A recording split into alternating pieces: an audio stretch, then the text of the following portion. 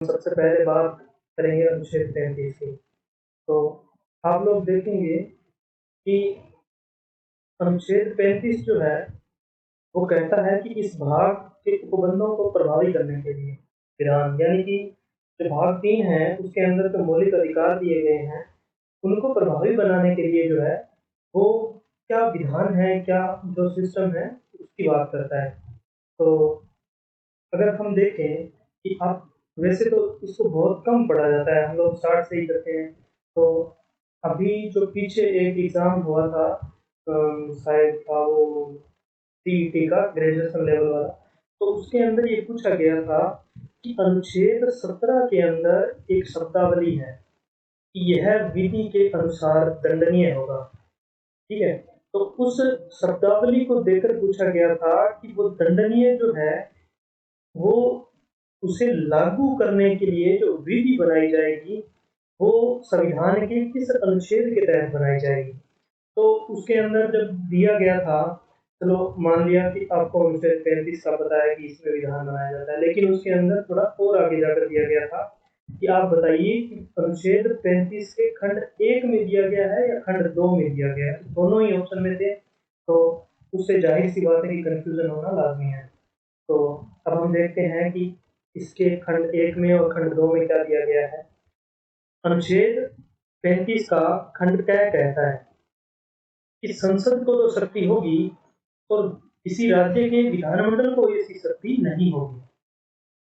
कि अनुच्छेद 35 के खंड क का उपखंड 1 बात करता है कि जिन विषयों के लिए अनुच्छेद 16 के खंड 3, अनुच्छेद 32 के खंड 3 और अनुच्छेद 33 और 34 के अधीन संसद विधि द्वारा उपबंध कर सकेगी, उनमें से किसी के लिए इन अनुच्छेदों में, यानी कि 16 के खंड 3 में, 32 के खंड 3 में और अनुच्छेद 33 में और अनुच्छेद 34 में जो शब्दावली दी गई है, उस शब्दावली को पूरा करने के लिए जो विधि बनाई जाएगी, वो इस अनुच्छेद के तहत बनाई जाएगी।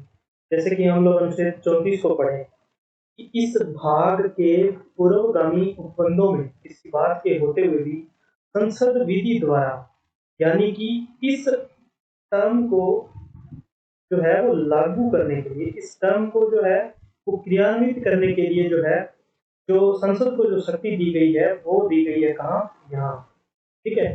तो अब देखिए कि इसमें एक तो संसद विधि द्वारा जो है वो लिखा गया है, और इसके लिए यहाँ उपबंध किया गया है कि अनुच्छेद 34 की बात को लागू करने के लिए संसद विधि बना सकेगी। और वो विधि बनाएगी किसके तहत? कि अनुच्छेद 35 के खंड क के उपखंड 1 में। ठीक है? तो अब ऐसा ही कुछ दिया गया है कि ऐसे कार्यों के लिए जो इस भाग के अधीन अपराध घोषित किए गए हैं। ठीक है? कि मतलब अनुच्छेद जो है, हम एक देखेंगे 23। ठीक है?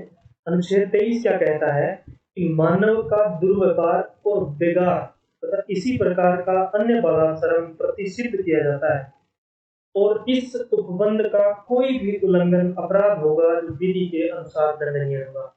यानी कि इस शब्दावली को प्रभावी बनाने के लिए, यानी कि इसके लिए दंड विधान बनाने के लिए जो शक्ति दी गई है संसद को, वो अनुच्छेद संसद संविधान के 35 कै खंड कै के अनुच्छेद 35 के खंड कै के उपखंड 2 में दी गई है। या फिर आपको सीधा ऐसा दिया जा सकता है कि अनुच्छेद 35 का खंड 1, अनुच्छेद 35 का खंड 2। ठीक है? तो इस बात को ध्यान रखना है। इसी तरह की एक शब्दावली अनुच्छेद 17 में दी गई है, जो हम आगे जाकर देखेंगे उसमें आएगा। तो आपको याद क्या रखने हैं? एक तो अनुच्छेद 16 का खंड 3, अनुच्छेद 32 का खंड 3, अनुच्छेद 33, अनुच्छेद 34। ठीक है? इनमें जो शब्दावलियां दी गई है, उनको प्रभावी बनाने के लिए विधि बनाने की शक्ति संसद को यहाँ दी गई है। और ऐसे अपराध जो दंडनीय घोषित है, उन्हें विधि बनाने के लिए जो शक्ति है वो संसद को वो यहाँ दी गई है। ठीक है? अब इसका दूसरा खंड जो है वो उतना इम्पोर्टेंट है नहीं, बस ये एक खंड था जो आपको याद रखना है। अब क्या है कि अनुच्छेद 34 क्या कहता है कि जब किसी क्षेत्र में सेना विधि प्रवर्त है, मतलब लागू है, तब इस भाग द्वारा प्रदत्त अधिकारों पर निर्बंध है। मतलब कोई ऐसा जगह, कोई ऐसा स्टेट, कोई ऐसी स्टेट का हिस्सा जहाँ मार्शल लॉ लागू है, वहां पर क्या होगा कि इस भाग के जो अधिकार हमें दिए गए इस भाग के थ्रू, वो अधिकार वहां पर जो है वो मान्य नहीं होंगे। उनकी क्षतिपूर्ति के लिए हम न्यायालय की शरण नहीं ले सकते कि हमारे मतलब कहीं मार्शल लॉ लागू था और वहां मानो कि आपके किसी भाग की अभिव्यक्ति का मानो कि उल्लंघन हुआ, उसका हनन हुआ है, तो आप उस बात के लिए न्यायालय में नहीं जा सकते। किसी राज्य की सेवा में किसी व्यक्ति की या किसी अन्य व्यक्ति की किसी ऐसे कार्य के संबंध में क्षतिपूर्ति कर सकेगी जो उसने भारत के राज्य क्षेत्र के भीतर किसी ऐसे क्षेत्र में जहाँ सेना विधि प्रवर्तता है व्यवस्था में बनाए रखने और पुनः स्थापना के संबंध में किया गया है, या ऐसे मतलब इसमें कोई वैसी कोई खास बात है नहीं, बस आपको इतना याद रखना है कि कहीं मार्शल लॉ लागू है तो वहां पर इस भाग के जितने भी अधिकार हैं उनका निबंधन जो है वो किया जाता है, और वो किया किसके थ्रू जाता है? अनुच्छेद 34 के थ्रू। ठीक है, अब हम बात करते हैं अनुच्छेद 33 की। 33 क्या कहता है?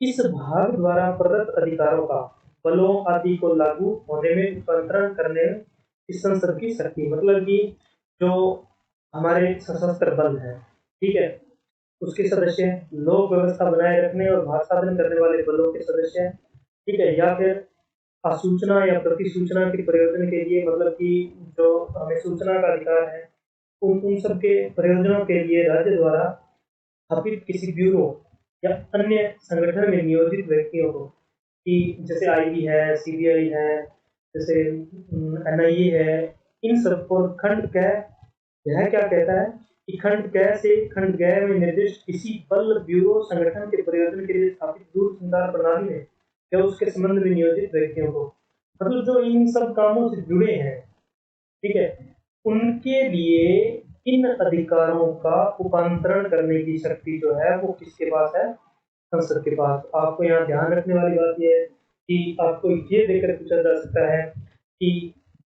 अनुच्छेद 33 में जो है वो इन बलों के अधिकारों को रूपांतरण करने की शक्ति राष्ट्रपति के पास है, किसी राज्य के राज्यपाल के पास है, या उच्चतम न्यायालय के पास है, या संसद के पास है। तो आपको पता रहना चाहिए कि ये शक्ति किसके पास है? संसद के पास। संसद क्या करेगी? विधि द्वारा। हमने पीछे देखा था कि अनुच्छेद 35 का खंड जो 1 है वो क्या कह रहा था कि उसके अंदर कौन सा था? एक तो 16 का 3 खंड था, 32 का 3 खंड था, और 33 था और 34 था। तो यही बात है 33 में दी गई है कि संसद विधि द्वारा। ठीक है, तो ये बात आपको यहाँ ध्यान रखनी है। तो उसके पश्चात हम देखते हैं कि 32 अनुच्छेद 32 क्या कहता है? 32 कहता है कि इस भाग द्वारा प्रदत्त अधिकारों को प्रवर्तित कराने की इच्छा, इस भाग द्वारा प्रदत्त अधिकारों को प्रवर्तित करवाने के लिए समुचित कार्रवाई द्वारा उच्चतम न्यायालय में समावेदन करने का अधिकार प्रत्यारोपित किया जाता है। इस न्यायालय में? उच्चतम न्यायालय में। ठीक है, तो यहाँ पर अगर आपको दिया जाए कि हाई कोर्ट, तो हाई कोर्ट यहाँ नहीं है, यहाँ सिर्फ केवल क्या है? सुप्रीम कोर्ट है। सुप्रीम कोर्ट यहाँ दिया गया है, लेकिन हाई कोर्ट कहाँ दिया गया है? 226 में। अब ये तो कहता है खंड 1 कि आप समावेदन करने का अधिकार है आपको उच्चतम न्यायालय में, ठीक है, रिट लगाने का अधिकार है। अब अनुच्छेद 32 का खंड 2 कहता है कि इस भाग द्वारा प्रदत्त अधिकारों में किसी को प्रवर्तित कराने के लिए उच्चतम न्यायालय को ऐसे निर्देश, आदेश या रिट जिनके अंतर्गत बंदी प्रत्यक्षीकरण, परमादेश, प्रतिषेध, अधिकार परीक्षा और उत्प्रेषण रिट है को भी समुचित होने या निकालने की शक्ति होगी। तो ये भी आपसे पूछा जा सकता है कि इन रिट जो है, इन आदेशों का जो उल्लेख है वो संविधान के किस अनुच्छेद में किया गया है, और आपको ऑप्शन में जो है वो 32 का खंड 1, 32 का खंड 2 और 32 का खंड 3 और 4, चारों के चारों इस तरह में दिए जा सकते हैं। तो आपको ये बात नोट करनी है कि अनुच्छेद 32 का खंड 2 जो है वो इन रिट की बात करता है, यानी कि बंदी प्रत्यक्षीकरण, परमादेश, प्रतिषेध, अधिकार परीक्षा और उत्प्रेषण की। ठीक है, अब आगे चलिए कि अनुच्छेद 32 का खंड 3 क्या बात करता है कि सुप्रीम कोर्ट को खंड 1 और खंड 2 द्वारा प्रदत्त शक्तियों पर प्रतिकूल प्रभाव डाले बिना, ठीक है, कि इन दो बातों पर प्रतिकूल, इस बात पर और इस बात पर प्रतिकूल प्रभाव डाले बिना संसद उच्चतम न्यायालय द्वारा खंड 2 के अधीन प्रत्येक किन्हीं या सभी शक्तियों का या किसी अन्य न्यायालय को अपनी अधिकारिता की स्थानीय सीमा के भीतर प्रयोग करने के लिए विधि द्वारा सतर्क कर सकेगी। मतलब जो अधिकार अनुच्छेद 32 के खंड 2 में है, वो अधिकार किसी अन्य न्यायालय को भी दिए जा सकते हैं। लो, वो देने की शक्ति किसके पास है? संसद के पास है, न कि राष्ट्रपति के पास। ठीक है। इस संविधान द्वारा अन्यथा उपबंधित के सिवाय इस अनुच्छेद द्वारा प्रत्याभूत अधिकार निलंबित नहीं किया जाएगा।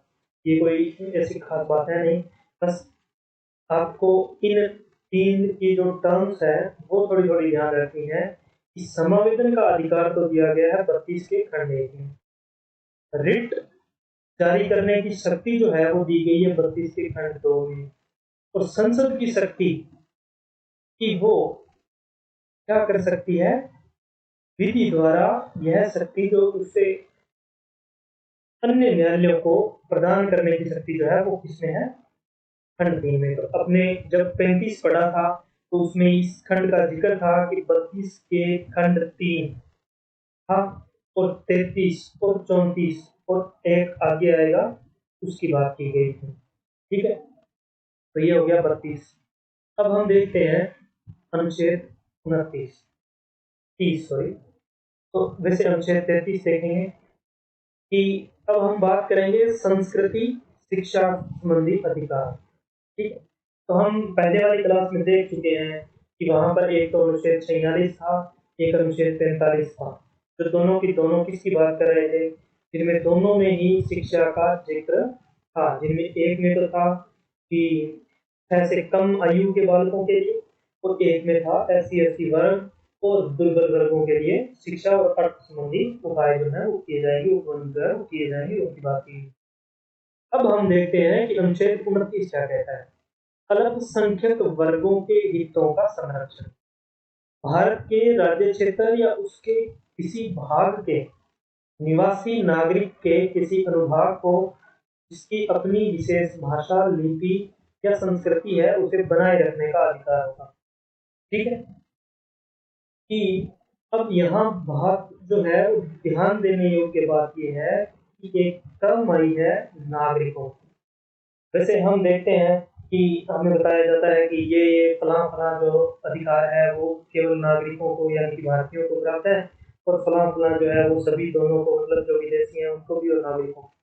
तो वो स्पष्टतः कहीं उल्लेख नहीं किया गया उसका, बस यही जिक्र किया गया है कि टर्म ये दी गई होगी कि नागरिकों के लिए। टर्म अगर नागरिकों के लिए आ गई इसका मतलब क्या है कि ये विदेशियों को प्राप्त नहीं है। तो भारत के राज्य क्षेत्र या उसके किसी भाग के निवासी नागरिकों के किसी अनुभाग को जिसकी अपनी विशेष भाषा, लिपि, अपनी विशेष भाषा, लिपि या संस्कृति, इन तीन चीजों को, एक तो भाषा है, एक लिपि है, और एक क्या है, संस्कृति को बनाए रखने का अधिकार होगा। अब हम पढ़ते हैं इसका खंड दूसरा।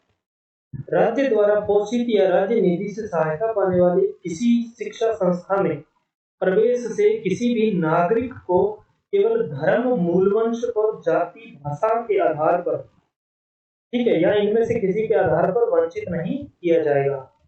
कि राज्य द्वारा पोषित या राज्य निधि से सहायता पाने वाले, अब ये नहीं होगा, इसमें निजी का उल्लेख नहीं किया गया है, इसमें केवल क्या किया गया है कि या तो वो राज्य द्वारा पोषित होना चाहिए, पूर्णतः सरकारी होना चाहिए, या फिर वो ऐसा निजी होना चाहिए जिसकी जो है वो सहायता प्राप्त होती हो इससे, राज्य नीति से। ठीक है, एक बात तो ये हो गई। दूसरी बात ये जो है वो कहता है कि किसी भी नागरिक को, ठीक है, दूसरी बात हो गई। अब तीसरी बात है कि धर्म, मूल वंश, जाति और भाषा, इन तीन आधारों, इन चार आधारों से वंचित, आधारों के आधार पर जो है वो वंचित नहीं किया जा सकता। यानी कि अगर और कंडीशन जो है वो रखी जा सकती है, जैसे जन्म स्थान की कंडीशन रखी जा सकती है, उसके स्टेट की कंडीशन रखी जा सकती है, तो आपको इन चार शब्दों का कर्म भी याद रखना है कि जैसे सबसे पहले क्या दिया गया है, धर्म, फिर क्या दिया गया है, मूल वंश, फिर जाति, फिर भाषा, तो इनका भी ध्यान रखना है। अब हम बात करते हैं अनुच्छेद 30 की। 30 क्या कहता है कि शिक्षा संस्थाओं की स्थापना और प्रशासन करने का अल्पसंख्यक वर्गों को अधिकार। ठीक है, कि शिक्षा संस्थाओं की स्थापना करना, एक तो क्या करना, स्थापना करना, और दूसरा क्या करना, उनका प्रशासन जो है वो करना जो है वो अधिकार होगा किनका, अल्पसंख्यक। ये कहता है कि धर्म या भाषा पर आधारित सभी अल्पसंख्यक वर्गों को अपनी रुचि की शिक्षा संस्थाओं की स्थापना और प्रशासन करने का अधिकार जो है वो होगा। अब देखिए कि यहाँ पर एक जो है ध्यान देने वाली बात है कि यहाँ भी अल्पसंख्यक वर्ग दिया गया है, ठीक है, और यहाँ भी अल्पसंख्यक वर्ग दिया गया है। लेकिन एक बात है कि इस अनुच्छेद के अंदर अल्पसंख्यक वर्ग स्पेशल जो है वो मेंशन किया गया है कि धर्म या भाषा पर आधारित अल्पसंख्यक वर्ग जो है उन्हें अपनी रुचि की शिक्षा संस्थाओं की स्थापना और प्रशासन करने का अधिकार होगा। और यहाँ क्या किया गया है कि सभी नागरिकों को, ठीक है, अपनी विशेष भाषा, लिपि और संस्कृति को बनाए रखने का अधिकार है। तो इन दो बातों का आप थोड़ा ध्यान रखेंगे इस अंतर का। अब हम बात करते हैं अनुच्छेद इसकी 25। अनुच्छेद 25 जो है उससे स्टार्ट होती है धर्म की स्वतंत्रता का अधिकार। इसकी स्वतंत्रता का अधिकार, धर्म की स्वतंत्रता का अधिकार। अब ये जो है वो एक ऐसा प्रावधान है जो भारतीय संविधान को धर्मनिरपेक्ष या पंथ निरपेक्ष बनाता है। तो अब हम इसको देखते हैं कि इसमें अनुच्छेद 25 से लेकर 28 तक जो है वो उल्लेख किया गया है। तो अनुच्छेद 25 जो है वो हम देखें तो उसमें क्या कहा गया है, अंतःकरण की और धर्म के अबाध रूप से मानने, आचरण और प्रचार करने की स्वतंत्रता। ठीक है, ये तो सिंपल सी बात है जो हर कोई याद रखता है और काफी बार आ भी चुकी है। लेकिन दूसरी बात जो याद करने वाली है कि इसमें एक तो ये कहा गया है कि सभी व्यक्ति, अगर यहाँ लिखा होता कि सभी नागरिकों तो ये समझा जाता कि ये केवल और केवल भारतीयों को प्राप्त है। लेकिन यहाँ पर दिया गया है कि सभी व्यक्तियों को जो है वो प्राप्त है, तो इसका मतलब है कि ये विदेशियों को भी प्राप्त है। लेकिन इसमें कुछ रिस्ट्रिक्शन दिए गए हैं कि मतलब कुछ आधार दिए गए हैं जिनके आधार पर इस जो है अधिकार पर प्रतिबंध लगाया जा सकता है। अब हम देखते हैं वो अधिकार कौन से हैं, वो आधार कौन से हैं। तो एक तो है लोक व्यवस्था, ठीक है, बिल्कुल आप अंतःकरण की, आपको अपने धर्म के अंतःकरण की, धर्म के अबाध रूप से मानने की, आचरण और प्रचार करने की स्वतंत्रता है। लेकिन वो स्वतंत्रता तब तक है जब तक लोक व्यवस्था बनी रहेगी, तब तक है जब तक वो सदाचारी बनी रहेगी, तब तक है जो किसी जब तक किसी के स्वास्थ्य को जो है वो हानि नहीं पहुंचाती। अगर इन तीनों में से किसी भी एक आधार का उल्लंघन किया जाता है तो इसे प्रतिबंधित किया जा सकता है। ये बात जो है वो याद रखने वाली थी। ये बात खंड 1 कहता है। खंड 2 कहता है कि इस अनुच्छेद की कोई भी बात किसी ऐसी विद्यमान विधि के प्रवर्तन पर पाबंदी नहीं डालेगी जो राज्य को कोई ऐसी विधि बनाने से निवारित करेगी। तो यहाँ पर जो है कुछ खास बात है नहीं, लेकिन फिर भी चलो हम पढ़ लेते हैं। धार्मिक आचरण से संबंध किसी आर्थिक, वित्तीय और राजनीतिक अन्य लौकिक क्रियाकलाप का निर्बंध है। मतलब कि अगर राज्य इस ऐसी ही कुछ व्यवस्था कुछ कहीं और करता है तो इस खंड की इस अनुच्छेद की कोई भी बात उसे जो है वो निर्बाधित जो है वो नहीं करेगी। ये बात याद रखनी है। अब क्या है कि हम देखते हैं अनुच्छेद 26। 26 क्या कहता है कि धार्मिक कार्यों के प्रबंधन की स्वतंत्रता। कैसे कार्यों के? धार्मिक कार्यों के। वहां क्या दिया गया था? अंतःकरण, अबाध रूप से मानने, आचरण और प्रचार। क्या दिया गया था? अंतःकरण, मानने, आचरण करने, प्रचार करने। यहाँ क्या दिया गया है? प्रबंधन। अनुच्छेद 26 कहता है प्रबंधन की स्वतंत्रता। लेकिन ये स्वतंत्रता भी उन्हीं आधारों पर है, यानी कि लोक व्यवस्था, सदाचार और स्वास्थ्य को ध्यान में रखते हुए, अधीन रहते हुए प्रत्येक धार्मिक संप्रदाय या उसके किसी अनुभाग को धार्मिक और पूर्ण योजना प्रयोजनों के लिए संस्थाओं की स्थापना और पोषण का, धर्म विषय कार्यों के प्रबंधन का, यानी कि आपको बस ये याद रखना है कि स्थापना, प्रबंधन, ठीक है, संपत्ति के अर्जन और स्वामित्व और विधि अनुसार प्रशासन करने का जो है वो अधिकार देता है अनुच्छेद 26। अब हम बात करते हैं अनुच्छेद 27 की, कि किसी विशिष्ट धर्म की अभिवृद्धि के लिए करों के संदाय के बारे में स्वतंत्रता। अब ये भी बात नोट करने वाली है कि ये भी किसी भी व्यक्ति की शब्दावली जो है वो यूज की गई है। ऐसे करों का संदाय करने के लिए बाध्य नहीं किया जाएगा जिनके आगम किसी विशिष्ट धर्म या धार्मिक संप्रदाय की अभिवृद्धि या पोषण के लिए। यानी कि सिंपल सी बात समझने वाली ये है कि आपको अगर धर्म या किसी धर्म या संप्रदाय को चंदा या अनुदान जो है वो देना है, तो आप को उसके लिए उस चंदे या अनुदान के ऊपर जो है वो किसी भी तरह का टैक्स जो है वो आपसे नहीं लिया जाएगा। तो उसके पश्चात हम देखें अनुच्छेद 28 सॉरी। तो अनुच्छेद 28 जब हम देखते हैं तो उसमें कहा गया है कि कुछ शिक्षा संस्थाओं की धार्मिक शिक्षा और धार्मिक उपासना में उपस्थित होने की आयु स्वतंत्रता। ये कहता है कि राज्य निधि से पूर्णतः पोषित, इस तरह पूर्णतः किसी शिक्षा संस्था में कोई धार्मिक शिक्षा नहीं दी जाएगी। ये है एक सही मतलब धर्मनिरपेक्षता का सही जो एक हमने कह सकते हैं कि इंडिकेटर जो है वो ये है कि राज्य निधि से पूर्ण पोषित किसी शिक्षा संस्था में कोई धार्मिक शिक्षा नहीं दी जाएगी। अब दूसरा खंड क्या कहता है? खंड एक की कोई बात ऐसी शिक्षा संस्था पर लागू नहीं होगी जिसका प्रशासन राज्य करता है, किंतु जो किसी ऐसे विन्यास या न्यास के अधीन स्थापित हुई है जिसके अनुसार उस संस्था में धार्मिक शिक्षा देना आवश्यक है। कि मतलब जो है वो पैसा स्टेट नहीं देगा, लेकिन वो स्थापित पैसा जो है उसे कोई और ट्रस्ट जो है वो देगी, और वो ट्रस्ट ये कंडीशन रखती है कि इस संस्था में धार्मिक शिक्षा जो है वो दी जाएगी, तो उसमें दी जा सकती है। अब क्या कहता है अनुच्छेद 28 का खंड 3 कहता है कि राज्य से मान्यता प्राप्त या राज्य निधि से सहायता पाने वाली शिक्षा संस्था में उपस्थित होने वाले किसी व्यक्ति को ऐसी संस्था में दी जाने वाली धार्मिक शिक्षा में भाग लेने के लिए या ऐसी संस्था में या उसके संलग्न स्थान में दी जाने वाली धार्मिक उपासना में उपस्थित होने के लिए तब तक बाध्य नहीं किया जाएगा जब तक कि उस व्यक्ति ने या यदि अभ्यस्त है तो उसके संरक्षक ने इसके लिए सहमति नहीं दी। कि मतलब आप जबरदस्ती नहीं कर सकते। सिंपल सी बात यही है कि ऐसी संस्थाओं में आप जबरदस्ती नहीं कर सकते जो राज्य से मान्यता प्राप्त है, जो राज्य नीति से सहायता पाने वाली शिक्षा है। ठीक है, कि जैसे खंड 2 की अगर कोई संस्था है तो उसमें बाध्य किया जा सकता है, ठीक है, उसको धार्मिक शिक्षा लेने के लिए। लेकिन खंड 3 की बात जो है, खंड 3 के तहत अगर स्थापित कोई संस्था है तो उसे आप बाध्य नहीं कर सकते। ठीक है, तो ये हो गया धार्मिक स्वतंत्रता का अधिकार, एक हमने देख लिया संस्कृति और शिक्षा संबंधी अधिकार, और एक हमने देख लिया कौन सा संवैधानिक उपचारों का अधिकार, जिसमें अनुच्छेद 32 था।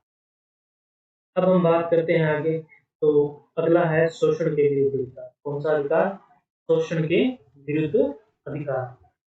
इसमें दो अनुच्छेद दिए गए हैं, एक तो अनुच्छेद 23 है और एक अनुच्छेद 24 है। हम देखते हैं पहला 23 का खंड एक कहता है कि मानव का दुर्व्यवहार, बेगार तथा इसी प्रकार का अन्य बलात् श्रम प्रतिषिद्ध किया जाता है। ठीक है, इस उपबंध का कोई भी उल्लंघन अपराध होगा। अगर आप किसी का दुर्व्यवहार, मानव दुर्व्यवहार करते हैं, आप किसी से बेगार करवाते हैं, या इसी प्रकार का अन्य कोई बलात् श्रम जो है वो आप करवाते हैं, तो आप विधि के अनुसार दंडनीय हैं। और उस दंडनीय अपराध के लिए जो विधि बनाई जाएगी वो अनुच्छेद 35 के खंड के उपखंड 2 के तहत बनाई जाएगी। ये बात भी आपको याद रखनी है। अब इसका उपखंड 2 क्या कहता है कि इस अनुच्छेद की कोई बात राज्य को सार्वजनिक प्रयोजन के लिए अनिवार्य सेवा अध्यारोपित करने से निवारित नहीं करेगी, और ऐसी अध्यारोपित करने में, ऐसी सेवा अध्यारोपित करने में केवल धर्म, मूल वंश, जाति और वर्ग या इनमें से किसी के आधार पर विभेद नहीं किया जाएगा। तो अब यहाँ पर जो है ध्यान देने वाली बात यह है कि इसमें कुछ 4 आधार दिए गए हैं इस चीज के, विभेद ना करने के, किसमें? सेवा अध्यारोपित करने में। ठीक है, तो वो कौन कौन से हैं? एक तो धर्म है, एक मूल वंश है, एक जाति है और एक वर्ग है। लेकिन अगर हम अनुच्छेद 29 की बात करें तो इसी तरह के कुछ आधार उसमें भी थे, लेकिन उसमें वर्ग के स्थान पर क्या था, भाषा थी।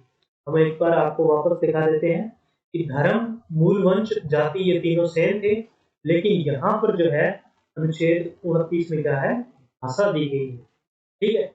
और आपको ये भी ध्यान रखना है कि अनुच्छेद 30 में केवल 2 ही आधार दिए गए हैं अल्पसंख्यकों के लिए। ठीक है, कि अनुच्छेद 30 में धर्म और भाषा आधारित अल्पसंख्यक वर्गों के लिए ही है। अब 23 में देख लेते हैं कि कौन कौन से आधार थे। कि धर्म, मूल वंश, जाति ये तीनों सेम थे, लेकिन यहाँ पर क्या है, फर्क है। इस बात को आपको नोट करना है। कारखानों, अब अनुच्छेद 24 देखते हैं कि कारखानों आदि में बालकों के नियोजन पर प्रतिषेध। 14 वर्ष से कम आयु के किसी बालक को किसी कारखाने में या खान में काम करने के लिए नियोजित नहीं किया जा सकता या अन्य किसी ऐसे ही परिसंकट में नियोजन में नहीं लगाया जाएगा। ये सिंपल सी बात थी। लेकिन अनुच्छेद 23 की बातें आपको याद रखनी है कि एक तो इसमें ये शब्दावली उपयोग की गई है कि विधि के अनुसार दंडनीय होगा। एक बात की गई है कि अनिवार्य सेवा जो है, सार्वजनिक प्रयोजन के लिए अनिवार्य सेवा जो है, वो जो है वो बलात्सर्म, बिगाड़ या फिर इन सब चीजों के अंतर्गत जो है वो नहीं आएगी। ठीक है। और ऐसी सेवा आरोपित करने के लिए ये नहीं हो सकता कि आप किसी धर्म विशेष के लोगों को ही ऐसी सेवा पर बुलाएं। ठीक है। या फिर किसी धर्म विशेष के लोगों को स्पेसिफाई करके उसमें से मतलब अलग कर दें कि ये लोग नहीं आएंगे, ऐसा नहीं हो सकता। ठीक है। तो अब हम देखते हैं अगला अगला जो है वो अधिकार जो है वो कौन सा है, देख लेते हैं। अगला अधिकार है कौन सा, स्वतंत्रता। ठीक है। अगला अधिकार है स्वतंत्रता का अधिकार। स्वतंत्रता का अधिकार जो है वो अनुच्छेद 19 से लेकर 22 तक है। ठीक है। अब हम देखते हैं कि यहाँ पर अनुच्छेद 19 दिया गया है और अनुच्छेद 19 का खंड 1 दिया गया है। ये कहता है कि सभी नागरिकों, ठीक है। तो अब यहाँ पर आपको ये बात नोट करनी होगी कि इसके लिए सभी नागरिकों के लिए है। अब अगर यहाँ पर विदेशी और नागरिक दोनों होते तो यहाँ पर लिखा होता किसी भी व्यक्ति के लिए। ठीक है। यहाँ पर क्या लिखा होता, किसी भी व्यक्ति के लिए, तब इसमें नागरिक और गैर नागरिक जो है दोनों तरह के लोग शामिल हो जाते। तो हम देखते हैं कौन कौन से अधिकार दिए गए हैं। तो वाक स्वतंत्रता आदि विषय कुछ अधिकारों का संरक्षण जो है उसके तहत किया गया है। तो हम देख लेते हैं कि अनुच्छेद 19 के खंड 1 का उपखंड क्या कहता है। अब मैं यहाँ पर सीधा नाम दूंगा कि उपखंड उपखंड उपखंड क्या उपखंड क्या है। ठीक है। तो आप समझ जाना कि हम अनुच्छेद 19 के खंड 1 की बात कर रहे हैं। अब उपखंड क्या कहता है, क्या, वाक स्वतंत्रता। ठीक है। वाक स्वतंत्रता और अभिव्यक्ति, मतलब आपको बोलने की और अपने विचारों को प्रकट करने की जो है वो स्वतंत्रता होगी। तो जो हम अभी बोल रहे हैं, अभी हम जिसके भी मन में जो भी विचार आ रहा है उसको वो अभिव्यक्त कर सकता है, लेकिन इसके भी कुछ प्रतिबंधित करने के जो है वो आधार होंगे कि वो हम आगे इसमें आएंगे, चर्चा करेंगे। अब अनुच्छेद जो है इसका उपखंड खैर की बात करते हैं। खैर कहता है कि शांतिपूर्वक और निरायुध सम्मेलन करने का अधिकार। शांतिपूर्वक और निरायुध मतलब बिना हथियारों के सम्मेलन करने का अधिकार जो है वो आपको दिया गया है। कै में वाक स्वतंत्रता, कै में शांतिपूर्वक निरायुध सम्मेलन। ठीक है। अब हम बात करते हैं संगम गृह की, उपखंड गृह की। तो इसमें क्या कहा गया है कि संगम या संघ सहकारी सोसाइटी बनाने का अधिकार। ठीक है। तो ये जो सहकारी सोसाइटी बनाने का अधिकार है, ये हमने पीछे भी देखा था जब अनुच्छेद जो है वो 43 आया था।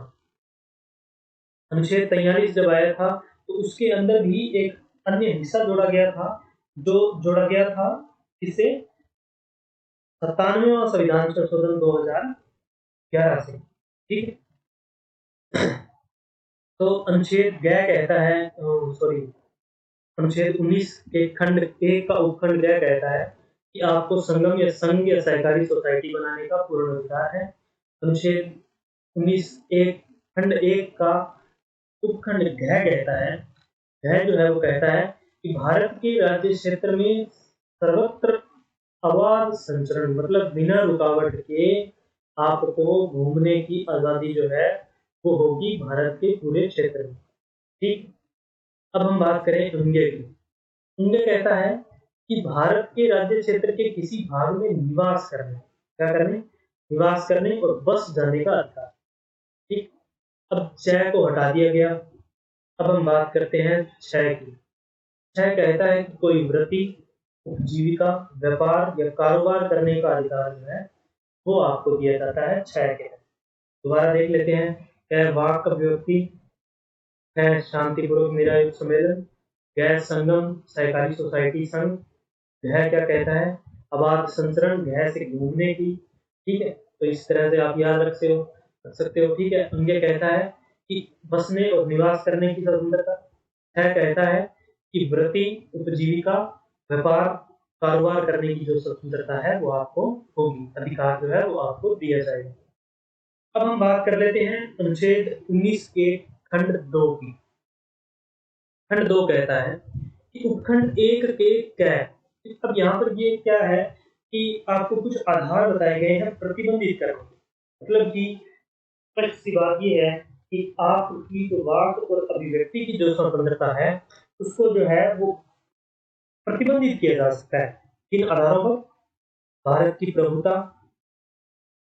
अखंडता, ठीक है, राज्य की सुरक्षा, विदेशी राज्यों के साथ मैत्रीपूर्ण संबंध, लोक व्यवस्था, शिष्टाचार या सदाचार के हितों, ठीक है, अथवा न्यायालय की अवमानना, मानहानि, अपराध उद्दीपन के संबंध में युक्ति युक्त निर्बंधन, जहां तक कोई विद्यमान विधि आरोपित करती है वहां तक उसके प्रवर्तन पर प्रभाव नहीं डालेगी।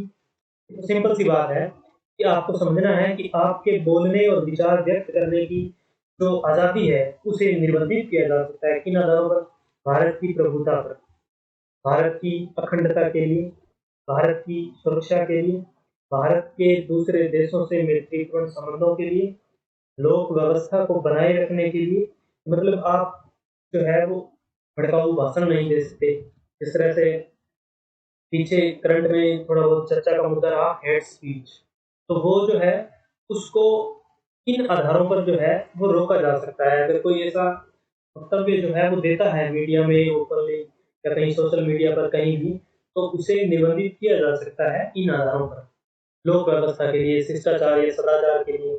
ठीक है, तो आप मतलब न्यायालय पर अगर कोई ऐसी टिप्पणी कर देते हैं जो उचित नहीं है, तो उसके लिए, मानहानि के लिए, अपराध उद्दीपन मतलब आप किसी को भटकाते हो तो उसके लिए। ठीक है, तो इन सब आधारों पर जो है वो आपकी वाक और अभिव्यक्ति की स्वतंत्रता जो है वो निर्बंधित की जा सकती है खंड 2 के तहत। ठीक, यानी कि खंड 2 वाक अभिव्यक्ति को रोकता है। खंड 3 जो है वो किसे रोकेगा, हम देख लेते हैं कि निरायुध सम्मेलन। खंड 3 जो है वो सम्मेलन को रोकेगा। किन आधारों पर, यहाँ पर इन आधारों में थोड़ा बहुत फर्क है। उन बातों को आपको ध्यान में रखना है कि कौन कौन से आधार कहाँ हैं। जो सर्वाधिक जो अधिक आधार हैं वो इसी खंड में दिए गए थे 2 में। अब जो है 3 में क्या दिया गया है, एक तो केवल प्रभुता है, एक अखंडता है और एक लोक व्यवस्था है। ठीक, इन 3 आधारों पर मतलब कि उसमें ऊपर वाले में से हो सकता है पूछा जाए, अच्छा बनता है कि न्यायालय की अवमानना, मानहानि, अपराध उद्दीपन, शिष्टाचार या सदाचार, इन आधारों पर आपसे ऐसे देख के पूछा जा सकता है कि निम्न में से कौन कौन सा वो आधार है के आधार पर आपकी वाक और अभिव्यक्ति की स्वतंत्रता को निर्बंधित किया जा सकता है। ठीक है, तो आपको थोड़ा बहुत ध्यान में रखना है। तो ये भी पूछा जा सकता है कि एक सम्मेलन आपको निरायुक्त सम्मेलन करने से रोका जा सकता है किन आधारों पर। एक तो भारत की प्रभुता, भारत की अखंडता और लोक व्यवस्था, इन 3 आधारों पर। ये बात की गई है 3 में, खंड 3 में। ठीक है, 19 का खंड 4 कहता है कि गैर, क्या मतलब जो संगम, संघ और सोसाइटी बनाने की जो शक्ति थी, जो अधिकार था दिया गया था, उसको रोका जा सकता है किन आधारों पर, अखंडता, प्रभुता, अखंडता और लोक व्यवस्था और सदाचार। अब ये देखो, एक ऊपर वाले से मतलब जो सम्मेलन था उसके अलावा जो आ गई, सम्मेलन वाले में सदाचार की आधार नहीं है, लेकिन संगम जो संघ है, जो सहकारिता है, उन सब के लिए सदाचार का आधार दिया गया है। अब हम बात कर लेते हैं कि खंड घ और खंड अंग्य जो है, उपखंड जो है, उनके लिए क्या आधार दिए गए हैं। तो जैसे घ से था घूमने का, ठीक है, और अंग्य से था निवास करने का। तो अब अगर आप थोड़ा-सा मतलब ये सोचेंगे कि उसमें क्या था, तो आप आधारों को जान सकते हैं आसानी से। मतलब जो आदिवासी एरिया हैं, उनमें हमें बसने से, उनमें हमें घूमने से मतलब अगर वो लोग मानते हैं कि उनकी स्वतंत्रता का हनन होता है, उनकी प्राइवेसी का हनन होता है, तो हमें वहाँ जाने से रोका जा सकता है। यानी कि इसमें कहा गया है कि साधारण जनता के हितों में, ठीक है? जैसे अपन लोग देखते हैं कि कई बार कोई मुद्दा गरमाया होता है, जैसे एक पीछे हाथरस कांड हुआ था, तो उसमें जो है वो पॉलिटिकल लीडर्स को जो है वो वहाँ विपक्षी नेताओं को जो वहाँ जाने से रोका गया था, ठीक है? तो ये वो आधार है, ठीक है? अब यहाँ पर क्या है कि इस आधार पर चुनौती नहीं दी जा सकती कि उन लोगों को अगर मतलब जैसे किसी विपक्षी नेता को वहाँ जाने से रोका गया, वो न्यायालय में नहीं जा सकता। क्यों? क्योंकि साधारण जनता का हित वहाँ नहीं था, कि मतलब व्यवस्था बनाए रखना वहाँ ज़रूरी था, इसलिए उन्हें नहीं जाने दिया गया।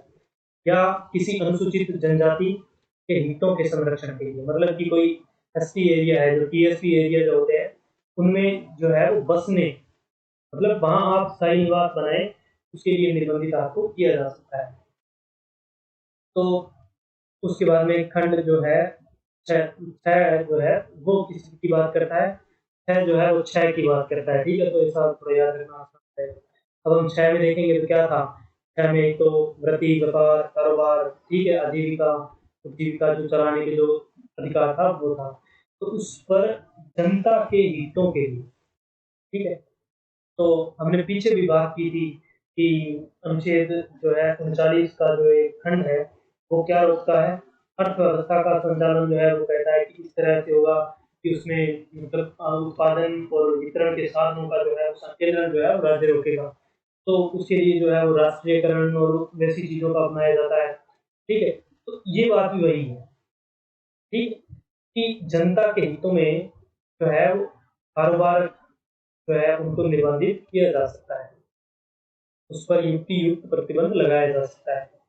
पर कोई ठीक है, उसके बाद में कोई वृत्ति, उपजीविका, व्यापार या कारोबार करने के लिए आवश्यक प्रतिभा या तकनीक सहायता से राज्य द्वारा या राज्य के स्वामित्व या नियंत्रण में मतलब ये भी हो सकता है कि आपको कोई काम करने के लिए एक विशेष योग्यता मांगी जा सकती है, तो यही बात है।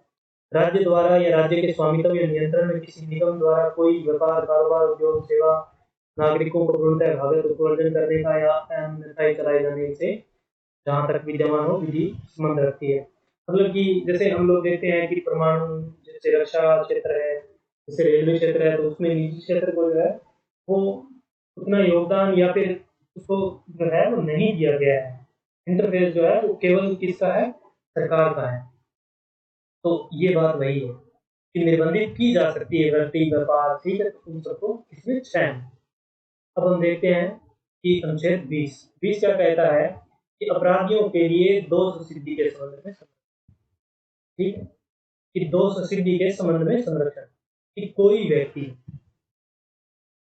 नोट करना होगा कि कोई व्यक्ति का मतलब है कि वो विदेशी भी हो सकता है। किसी अपराध के लिए तब तक दोष सिद्ध नहीं ठहराया जाएगा जब तक कि उसने ऐसा कोई कार्य करने के समय मतलब कि सिंपल सी बात ये है कि जिस दिन वो अपराध कर रहा है, जिस दिन वो कार्य कर रहा है, उस दिन वो कार्य विधि के तहत अगर अपराध या दंडनीय है, ठीक है? तभी उससे उसके लिए दोषी ठहराया जा सकता है, अन्यथा दोषी ठहराया नहीं जा सकता। अब इसका खंड 2 क्या कहता है कि किसी व्यक्ति को एक ही अपराध के लिए एक बार से अधिक अभियोजित नहीं और दंडित नहीं किया जाएगा। तो 2 क्या कहता है? 20 का खंड 2 यहाँ पर खंड याद रखने की ज़रूरत है कि आपको पूछा जा सकता है कि एक अपराध के लिए एक बार से अभियोजित और दंडित नहीं किया जा सकता, ये बात कहाँ लिखी गई है? तो 20 के खंड 2 में लिखी गई है। अगला क्या कहता है कि किसी अपराध के लिए अभियुक्त किसी व्यक्ति को स्वयं अपने विरुद्ध साक्षी होने के लिए बाध्य नहीं किया जाएगा। स्वयं के विरुद्ध जो है वो आप गवाह नहीं बन सकते। तो ये बात किसमें लिखी गई है? 3 में, ठीक? तो ये बातें आपको ध्यान रखनी है कि 20 के 2 में एक बार अपराध के लिए एक बार दंड, 20 के खंड 3 में अपने विरुद्ध जो है वो उसको साक्षी नहीं बनाया जा सकता। अब अनुच्छेद 21 क्या कहता है कि प्राण और दैहिक स्वतंत्रता का ठीक है, किसका? प्राण और दैहिक स्वतंत्रता। अब यहाँ भी वही बात है कि किसी व्यक्ति को उसके प्राण या दैहिक स्वतंत्रता से विधि द्वारा स्थापित प्रक्रिया के अनुसार ही वंचित किया जा सकता है। अब ये टर्म आपको याद रखनी है कि विधि द्वारा स्थापित प्रक्रिया, ठीक है। अब बात करते हैं अनुच्छेद 21 की शिक्षा का अधिकार। राज्य 6 वर्ष से 14 वर्ष तक आयु के सभी बालकों के लिए निःशुल्क और अनिवार्य शिक्षा देने की ऐसी रीति में तो राज्य नीति द्वारा आधारित करे, ठीक है। आपको यहाँ ध्यान रखना है कि 6 से 14, ठीक है। जब हम 45 पढ़ रहे थे तो उसमें 6 से कम दिया गया था, लेकिन यहाँ पर 6 से क्या है, 14 दिया गया है। और ये जो उपबंध है वो जोड़ा गया था 86वां संविधान संशोधन 2002। वहां भी हमने बात की थी कि अनुच्छेद 43 भी जोड़ा गया था, किससे? 86वें संविधान संशोधन 2002 द्वारा। अब हम बात करते हैं कुछ दशाओं में गिरफ्तारी के निरोध से संरक्षण, ठीक है। किसी भी व्यक्ति को, मतलब कि आप समझ जाएंगे कि ये विदेशियों को भी प्राप्त है, तो किसी को जो गिरफ्तार किया गया है ऐसी गिरफ्तारी के कारणों से यथाशीघ्र अवगत कराए बिना अभिरक्षा में निरुद्ध नहीं किया जा सकता। अपनी रुचि के विधि व्यवसायी से परामर्श और प्रतिरक्षा करने का अधिकार जो है उससे वंचित नहीं रखा जा सकता। तो हमने अनुच्छेद 39 क में बात की थी कि समान और निःशुल्क विधि की सहायता जो है वो राज्य उपलब्ध करवाएगा। तो ये उसी का जो है वो एक हिस्सा है, ठीक है। तो अब हम आगे चलते हैं और इसके खंड 2 की बात करते हैं। अनुच्छेद 22 का खंड 2 कहता है कि प्रत्येक व्यक्ति को जो गिरफ्तार किया गया है और अभिरक्षा में निरुद्ध रखा गया है, गिरफ्तारी के स्थान से मजिस्ट्रेट में के न्यायालय तक यात्रा के लिए आवश्यक समय, मतलब जो यात्रा में लगा समय उसे छोड़कर 24 घंटे की अवधि में जो निकटतम मजिस्ट्रेट है उसके समक्ष पेश किया जाएगा, ठीक है। और ऐसे किसी व्यक्ति को मजिस्ट्रेट के प्राधिकार के बिना उस उपयुक्त अवधि से अधिक अवधि के लिए अभिरक्षा में निरुद्ध नहीं रखा जा सकता। मतलब कि जो एक तरह से निवारक निरोध है उसकी बात की जा रही है, ठीक है। तो मजिस्ट्रेट के प्राधिकार के बिना उपयुक्त अवधि से अधिक अवधि के लिए अभिरक्षा में निरुद्ध नहीं रखा जा सकता। मतलब कि खंड 2 जो है 22 का वो निवारक निरोध की बात नहीं कर रहा, वो तो क्या कह रहा है कि ये जो 24 घंटे की जो अवधि है उसे पेश करने की, ये जो है वो अधिक नहीं हो सकती, किसके बिना? मजिस्ट्रेट की अथॉरिटी के बिना, ठीक। अब हम बात करते हैं अनुच्छेद 22 के खंड 3। ये आपको यहाँ पर ध्यान रखना है कि खंड 1 और 2 की कोई भी बात किसी ऐसे व्यक्ति पर लागू नहीं होगी, ठीक है। किन व्यक्तियों पर लागू नहीं होगी? जो तत्समय शत्रु अन्य देशीय है, यानी कि उसे 24 घंटे से अधिक रखा जा सकता है बिना मजिस्ट्रेट के प्राधिकार के, ठीक है। उसे जो है वो विधि की जो सहायता है उसे वंचित किया जा सकता है, उसे गिरफ्तारी के कारण बताने से वंचित कर सकते हैं, ठीक है। तो ये सब हो सकता है किसके साथ? जो उस समय शत्रु देश का निवासी जो है वो होना चाहिए। निवारक निरोध का उपबंध करने वाले किसी विधि के अधीन गिरफ्तार किया गया हो, ठीक है। ये दो बातें थी। अब हम बात करते हैं खंड 4 की। खंड 4 कहता है कि निवारक निरोध का उपबंध करने वाली कोई विधि किसी व्यक्ति का 3 मास से अधिक अवधि के लिए निरोध नहीं कर सकती। मतलब 3 महीने से अधिक नहीं रखा जा सकता, लेकिन क्या है कि कुछ उपबंध करके उसे रखा जा सकता है। वो कौन सा उपबंध है? कि ऐसे व्यक्तियों से जो उच्च न्यायालय के न्यायाधीश हैं या न्यायाधीश रहे हैं या न्यायाधीश नियुक्त होने की अहलियत रखते हैं। अब यहाँ पर आपको जो है वो ये देखकर कंफ्यूज किया जा सकता है कि किन व्यक्तियों की सिफारिश है, तो वहां पर आपको दे सकते हैं कि जैसे सुप्रीम कोर्ट के न्यायाधीश, उच्च न्यायालय के न्यायाधीश। तो ये चीजें छुपाई जा सकती है, कौन सी? कि वो न्यायाधीश नियुक्त होने की योग्यता रखता हो, भले ही वो न्यायाधीश ना हो, ठीक है, या वो पहले न्यायाधीश रह चुका है तो अब वो न्यायाधीश नहीं है, ऐसे व्यक्तियों से परामर्श भी मिलकर बने सलाहकार बोर्ड ने 3 मास से की उक्त अवधि की समाप्ति से पहले ये प्रतिवेदन नहीं दिया है कि उसकी राय में ऐसे निरोध को पर्याप्त कारण है। ठीक है, तो सलाहकार बोर्ड में कौन शामिल हो सकता है? जरूरी नहीं है वो जज हो, वो रह चुका हो, जरूरी नहीं है कि वो रह चुका हो या वो क्या है, रहने की योग्यता रखता हो तो भी वो बोर्ड में शामिल हो सकता है। ठीक है, तो ये था अनुच्छेद 22।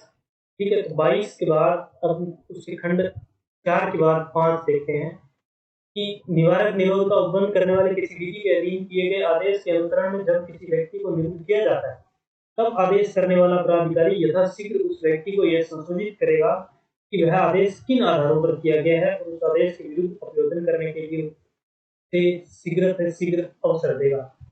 ये बात आपको याद रखनी है कि उसे सूचना देनी होगी इस चीज की, निरुद्ध करने की। ठीक है, कि उसे ये आपको देकर सुलझाया जा सकता है कि उसे सूचना नहीं देनी होगी, उसे जो है वो सूचना नहीं देनी होगी। ध्यान से इसे सुनिए, निवारक निरोध का उपबंध करने वाली किसी विधि के अधीन किए गए आदेश के अनुसरण में जब किसी व्यक्ति को निरुद्ध किया जाता है, तब आदेश करने वाला प्राधिकारी यथाशीघ्र उस व्यक्ति को यह संसूचित करेगा कि वह आदेश किन आधारों पर किया गया। मतलब आदेश के बारे में सूचना मिल सकती है। ठीक है, अब क्या है कि खंड 6 कहता है कि उपखंड 5 में किसी बात से ऐसा आदेश जो उस खंड में विनिर्दिष्ट है करने वाले प्राधिकारी के लिए ऐसे तथ्यों को प्रकट करना आवश्यक नहीं होगा जिनके प्रकट करना सब लोकहित के विरुद्ध में हो। ठीक है, तो उसे सिर्फ सूचना दी जा सकती है, तथ्यों को प्रकट करना जो है वो उसके लिए अनिवार्य नहीं होगा। ठीक है, इसमें लोकहित के विरुद्ध में समझता है अगर वो तो। ठीक है, उसके बाद में जो है वो इसमें कुछ खास था नहीं। अब हम चलते हैं समानता के अधिकार पर। तो आपको समानता का अधिकार दिया गया है 14 से 18। ठीक है, तो हम बात करते हैं समानता के अधिकार में। सबसे पहले विधि के समक्ष समानता। ठीक है, तो अनुच्छेद 14 कहता है कि राज्य भारत के राज्य क्षेत्र में किसी व्यक्ति को विधि के समक्ष समानता से या विधियों के समान संरक्षण से वंचित नहीं करेगा। ये बात तो चलो सिंपल सी है, याद रह जाती है।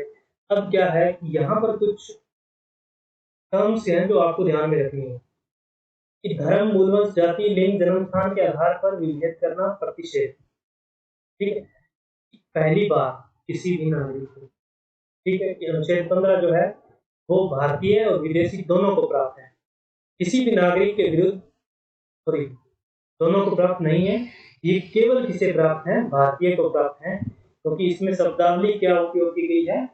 किसी नागरिक के विरुद्ध केवल धर्म, मूलवंश, जाति, लिंग और जन्म स्थान। अब हमने देखा कि ये 3 पहले पढ़ चुके हैं, धर्म, मूलवंश, जाति, बदले क्या? 2, लिंग और जन्म स्थान। इनके आधार पर कोई विभेद नहीं होगा। ठीक है, इनके आधार पर क्या नहीं होगा? विभेद। कोई नागरिक केवल धर्म, मूलवंश, जाति, लिंग, जन्म स्थान या इनमें से किसी के आधार पर दुकानों, सार्वजनिक भोजनालयों, होटलों, सार्वजनिक मनोरंजन के स्थानों में प्रवेश या पूर्णतः भागत राज्य निधि से पोषित साधारण जनता के प्रयोग के लिए समर्पित कुएं, तालाब, स्नान घाट, सड़क, सार्वजनिक समागम स्थानों के उपयोग के संबंध में किसी नियोक्ता दायित्व निबंधन की तरक्की नहीं है। ठीक है, सिंपल सी बात है कि आपको ये आधार याद रखने, तो इन आधारों पर यहाँ से मतलब उसके साथ भेदभाव नहीं किया जा सकता। अब खंड 3 कहता है कि इस अनुच्छेद की कोई बात राज्य को स्त्रियों और बालकों के लिए विशेष उपबंध करने से निवारित नहीं करेगी। मतलब कि जो खंड 3 है ना, वो खंड 2 और 1 के विरुद्ध में है। ठीक है, लेकिन वो जरूरी है कि जो ऊपर बात कही गई है वो बात स्त्रियों और बालकों के लिए विशेष उपबंध करने से नहीं रोक सकती राज्य को। ठीक है, अब क्या है कि यही बातें अनुच्छेद के 15 के खंड 4 में और 5 में और 6 में इसी तरह गई है कि सामाजिक और शैक्षिक दृष्टि से पिछड़े हुए नागरिकों या अनुसूचित जाति और जनजातियों के लिए कोई विशेष उपबंध करने से निवारित नहीं करेगी। तो मैं आपसे पूछ सकता हूँ कि सामाजिक दृष्टि और शैक्षिक दृष्टि से पिछड़े हुए के लिए SC ST के लिए जो है वो विशेष उपबंध किसके तहत किए जाएंगे कि 15 खंड 4 के तहत, ठीक है। स्त्रियों और बालकों के लिए विशेष उपबंध 15 के खंड 3 के। अब क्या कहता है कि इस अनुच्छेद या अनुच्छेद 19 के खंड 1 के उपखंड 6 मतलब कोई व्यापार वृत्ति कारोबार उपजीविका जो है कोई बात राज्य को सामाजिक शैक्षिक दृष्टि से पिछड़े हुए नागरिकों वही बात तो 4 मिलेगी। अनुसूचित जातियों के लिए विधि द्वारा कोई विशेष उपबंध करने से निवारित नहीं करेगी, ठीक है। तो अंतर्गत प्राइवेट शिक्षा संस्थाओं में चाहे वे किसी सहायता प्राप्त हो या नहीं प्रवेश से संबंधित है। मतलब जो कुछ और जगह है मतलब यहाँ तो केवल विशेष उपबंध की बात की गई है, लेकिन यहाँ पर जो है वो स्पेसिफाई किया गया है कि इन कुछ स्थानों पर जो है वो इसे जो है नहीं वंचित किया जा सकता। यही बात जो है वो अनुच्छेद 15 का खंड 6 कहता है। यहाँ बात होती है EWS की, ठीक है। इसकी बात होती है आर्थिक रूप से दुर्बल वर्ग की, उसके लिए राज्य को विशेष उपबंध करने से निवारित नहीं किया जा सकता। तो अब हम थोड़ा सा देख लेते हैं कि जो SC ST के लिए जो विशेष उपबंध करने का प्रावधान है वो जोड़ा गया कौन सा पहला संविधान संशोधन 1951 द्वारा कि मतलब अनुच्छेद 15 का खंड 4 जोड़ा गया था 1951 में। फिर क्या है कि अनुच्छेद 15 का खंड 5 जोड़ा गया किससे 93वां संविधान संशोधन 2005 से। उसके बाद में 103वां जोड़ा गया जो है मतलब अनुच्छेद 15 का खंड 6 जो है वो जोड़ा गया 93वें संविधान संशोधन 2019 से। अब हम बात करते हैं कि आर्थिक रूप से दुर्बल वर्ग वे होंगे जो राज्य द्वारा कुटुंब की आय और आर्थिक लाभ ये ध्यान देने वाली बात है कि कुटुंब की आय और आर्थिक लाभ के आधार पर समय समय पर अधिसूचित किए जाएंगे, ठीक है। कौन करेगा राज्य। यहाँ आपको दिया जा सकता है कि राष्ट्रपति करेगा या राज्यपाल करेगा, नहीं कौन करेगा राज्य। अब क्या है 16 जो है वो बात करता है किसी लोक नियोजन के विषय में अवसर किस मान का, ठीक है। अब पहला खंड जो है वो तो बात करता है सभी नागरिकों के लिए, ठीक है। अब इसके खंड 1 में कोई भी आधार नहीं है, लेकिन खंड 2 में आधार है कि राज्य के अधीन किसी नियोजन और पद के संबंध में केवल धर्म मूलवंश जाति लिंग और जन्म स्थान ये तो सेम, लेकिन इसमें 2 और जोड़ दिए गए वो कौन से हैं एक तो उद्भव और एक जो है वो क्या है निवास। ये आपको ध्यान में रखने हैं और इनका क्रम भी ध्यान में रखना है। आपको यूं भी देख के पूछा जा सकता है कि इनको व्यवस्थित कीजिए या इनका सही क्रम जो है वो आप सुनिए, तो वो यही है कि धर्म मूलवंश जाति लिंग उद्भव जन्म स्थान और निवास के स्थान पर निवास के आधार पर इनसे जो है वो अपात्र नहीं किया जा सकता। अब क्या है कि 3 कहता है कि संसद को कोई ऐसी विधि बनाने से निवारित नहीं करेगा, मतलब संसद को रोकेगा नहीं कि वो कोई निवास की शर्त रखते कि मतलब किसी काम में जो है वो किसी पद के नियोजन में संसद जो है वो निवास की शर्त रख सकती है, ठीक है। उसके लिए उसे जो खंड 2 है वो निवारित नहीं करेगा। अब क्या है अनुच्छेद 16 का खंड 4 क्या कहता है कि पिछड़े हुए नागरिकों के किसी वर्ग के पक्ष में उन जनता प्रतिनिधि तो राज्य की राय में राज्य के अधीन सेवाओं में पर्याप्त नहीं नियुक्तियों और पद के आरक्षणों के लिए उपबंध करने से निवारित। सिंपल सी बात है खंड 4 में आपको याद रखना है नियुक्ति और पद के लिए आरक्षण, ठीक है। इनके लिए पिछड़े हुए नागरिकों, ठीक। और खंड 4 क्या क्या कहता है इस अनुच्छेद की कोई भी बात राज्य को SC ST के लिए प्रोन्नति मतलब उनको प्रमोशन से जो है वो करने के लिए निवारित नहीं कर सकती, करने से निवारित नहीं कर सकती। तो 4 तो नियुक्ति और आरक्षण में था पदों के लिए, ये प्रोन्नति के मामले में SC ST के आरक्षण के लिए है वो पिछड़े वर्गों के लिए। अब 4 क्या कहता है आरक्षण जो है वो किसी भी कंडीशन में 50% से ऊपर नहीं होना चाहिए। बस इतना याद रखना है। 4 क्या है? प्रोन्नति। बस आप मतलब जब याद करना हो ना तो आप लोग एक पूरे के पूरे पैरे से, पूरे के पूरे मतलब एक सेंटेंस से एक टर्म उठाया हो, जिससे याद करना आसान हो जाता है। जैसे 4 कै में सिर्फ 2 ही टर्म है, एक ऐसी ऐसी और एक प्रोन्नति। बाकी चीजें अपने आप याद रह जाएंगी। इसी तरह से 4 कै में जो है वो क्या बात है? 50% आरक्षण अधिकतम सीमा जो है वो होगी। अब जो है बात कर लेते हैं कि अनुच्छेद 16 का जो खंड कौन सा है? तो अनुच्छेद 16 का खंड 4 कै जो है वो जोड़ा गया है किससे? 77वां संविधान संशोधन 1995। ये कोई खास बात ही नहीं, लेकिन आगे चलते हैं। अब हम देखते हैं अनुच्छेद 16 का खंड 6। फिर वही बात, ईडब्ल्यूएस। लेकिन यहाँ पर बात किसकी कर रहा है? नियुक्तियों। वहां पीछे बात की जा रही थी किसके लिए? उनके विकास के लिए, उनके संरक्षण के लिए। लेकिन यहाँ बात स्पेसिफाई किसकी है? नियुक्तियों।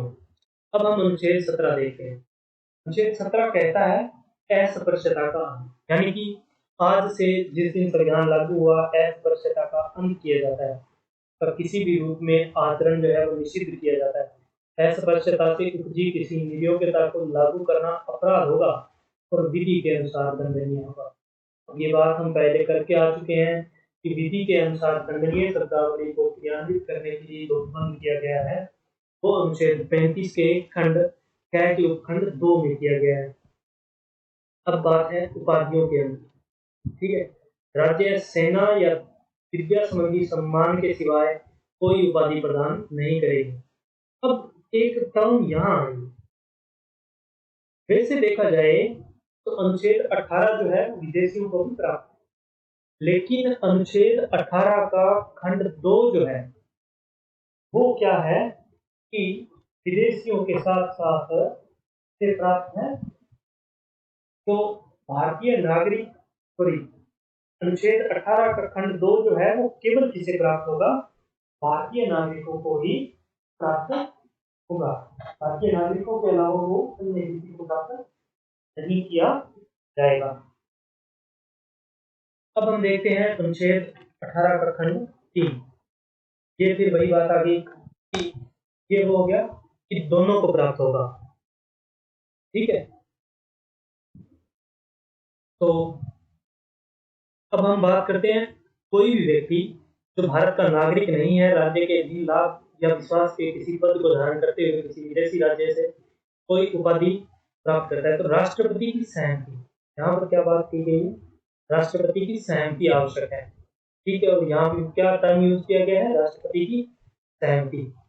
तो इसको थोड़ा ध्यान में रखना है। अब हम बात कर लेते हैं एक छोटी सी अनुच्छेद 13 की। अनुच्छेद 13 क्या कहता है कि मूल अधिकारों से मतलब यहाँ पर 2 चीजें दी गई है। एक तो प्रवर्त सभी विधियां और एक विधि, यानी कि 2 टर्म है। एक तो प्रवर्त विधियां मतलब जो संविधान लागू होने से पहले की है, एक विधि जो संविधान होने के लागू होने के बाद की है। तो आपको ध्यान रखना है कि खंड 1 में तो प्रवर्त विधियां हैं और खंड 2 में क्या है? विधियां हैं। अब खंड 3 क्या कहता है, जिसमें बताया गया है कि कौन सी विधि है और कौन सी प्रवर्त विधि है। तो खंड 3 का उपखंड क्या कहता है कि विधि शब्द में क्या होगा कि राज्य क्षेत्र में विधि का बल रखने वाला कोई भी अध्यादेश। बस ये याद रखना है कि अध्यादेश, आदेश, उपविधि, नियम, विनियम, अधिसूचना, रूढ़ि और प्रथा वो क्या करते हो? विधि का बल रखते हो। क्या रखते हो? विधि का बल रखते हो। कौन कौन से? अध्यादेश, आदेश, नियम, उपविधि, नियम, विनियम, अधिसूचना और रूढ़ि या प्रथा। ठीक है, ये सब विधि में शामिल है। उसके बाद में प्रवर्त विधि के अंतर्गत जो है वो क्या आएगा? संविधान के प्रारंभ होने से ठीक पहले जो विधियां लागू थी वो। अब अनुच्छेद 13 का खंड 4 एक बात कहता है कि इस अनुच्छेद की कोई भी बात जो है वो अनुच्छेद 368 के अधीन हुए किए गए संविधान संशोधन के लिए लागू नहीं होगी। मतलब कि जहाँ पर अध्यादेश, आदेश, विधि, नियम, भी नियम अधिसूचना जो रूढ़िप्रथा जो शामिल किए गए हैं विधि में, यहाँ पर आपको ध्यान रखना है कि संविधान संशोधन को शामिल नहीं किया गया है। अब हम बात कर लेते हैं कि परिभाषा की। ये कहती है कि इस भाग में जब तक संदर्भ से अन्यथा अपेक्षित न हो, राज्य के अंतर्गत भारत की संसद, प्रत्येक राज्य की सरकार, विधानमंडल, भारत के राज्य क्षेत्र के भीतर या भारत सरकार के नियंत्रण के अधीन सभी स्थानीय और अन्य प्राधिकारी जो है वो इसके अंतर्गत शामिल है। तो ये था भाग 3 और इसके अंतर्गत दिए गए आप सभी को मूल अधिकार। तो कमेंट बॉक्स में जरूर बताएं आपको वीडियो कैसा लगा और इसे लाइक करें, शेयर करें और सब्सक्राइब जरूर करें। धन्यवाद।